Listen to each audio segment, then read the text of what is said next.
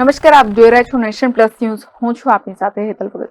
રાજ્ય ચૂંટણી પંચે નગરપાલિકાની ચૂંટણીઓની તારીખો જાહેર કરી છે, જેમાં છોટાઉદેપુર નગરપાલિકાની પણ આગામી દિવસોમાં ચૂંટણી યોજાનાર છે. રાજ્ય ચૂંટણી પંચે નગરપાલિકાની ચૂંટણીઓની તારીખો જાહેર કરી દીધી છે, જેમાં છોટાઉદેપુર નગરપાલિકાની પણ આગામી દિવસોમાં ચૂંટણી યોજાનાર છે.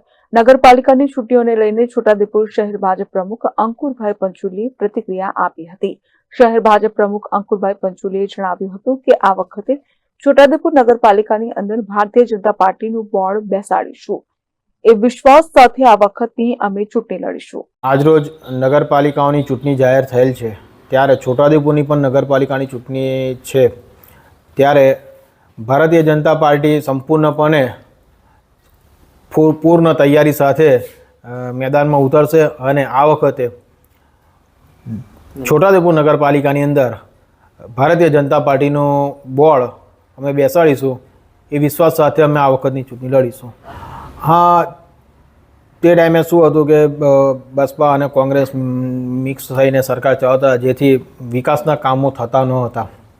એટલે આ વખતે જનતા પણ પરિવર્તન ઈચ્છી રહી છે, જેથી અને કેન્દ્રમાં અને ગુજરાતમાં જ્યારે ભારતીય જનતા પાર્ટીની સરકાર છે, ત્યારે નગરમાં પણ રોડ, રસ્તા, ગટરોથી માંડીને બધા સરસ કામ થઈ રહ્યા છે ભારતીય જનતા પાર્ટીની સરકારના અંદરમાં. ત્યારે આ વખતે નગરપાલિકામાં બી અમે જંગી બહુમતીથી જીતી અને બોર્ડ બેસાડીશું.